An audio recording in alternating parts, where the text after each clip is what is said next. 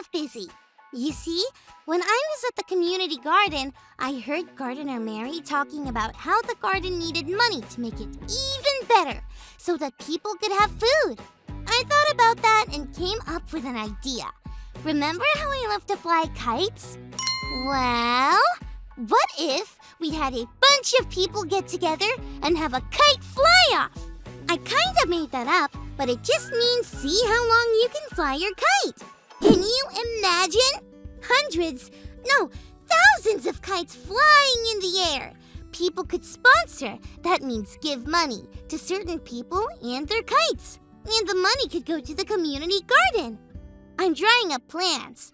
Oh, I need your help. What should I call it? Callie's Kite-a-rama? Yeah, maybe not. Oh, how about Callie's Crazy Blazy Kite-a-mazy Party? Nah. Oh, yeah, you're right. That's not it either. How about Callie's Kite Extravaganza? No, that's not it either. Wow, I can't even come up with a name. Maybe I can't do this at all. Maybe a kite fly-off isn't such a great idea. Maybe there isn't anything I can do to help the community garden raise money. I gotta think about this while we hear today's Bible story. It's time for today's Bible story. It comes from the book of 2 Kings, chapter 5. This story begins with a man named Naaman. Naaman was a great general in the army of a place called Aram, but he was very sick and in a lot of pain. He heard that there was a man somewhere in Israel who could heal him. Because Naaman was an important man, the king of Aram sent a message to the king of Israel. He asked for help to make Naaman all better. The king of Israel was very confused and thought this was all some kind of trick. Elisha heard about the message, and he knew right away that Naaman was looking for him. Elisha told the king to settle down and send Naaman to him. So Naaman, the great general, rode with his horses and chariots to the small little hut that Elisha lived in. Elisha didn't even come out to greet Naaman. Instead, he sent a servant to tell Naaman to go take a bath in the Jordan River.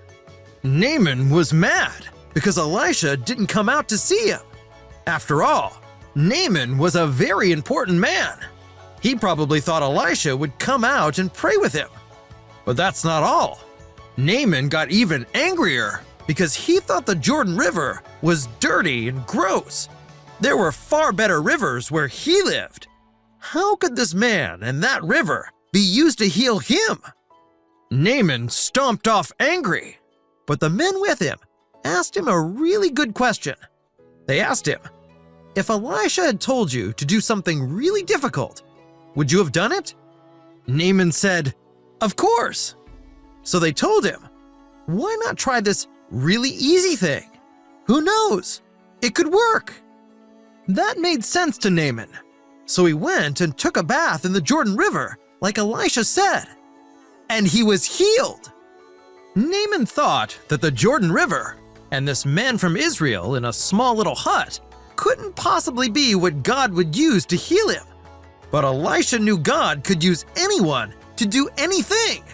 He knew, I can be used by God. Well, friends, I wasn't sure I could help the community garden with my kite-off idea, but that Bible story was just what I needed to put the wind back in my sails.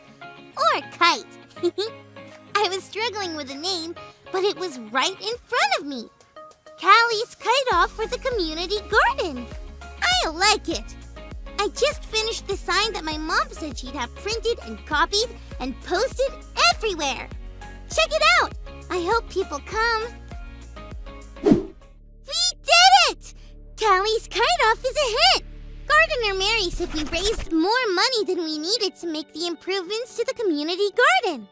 Just think of all the fruits and veggies, all the food that will go to people who need it. And God used me and a kite to do that. I guess our big idea is really true. I can be used by God. That means you too, friends. Do you have any great ideas about helping others? I bet you do. Remember, you're not too small to make a difference.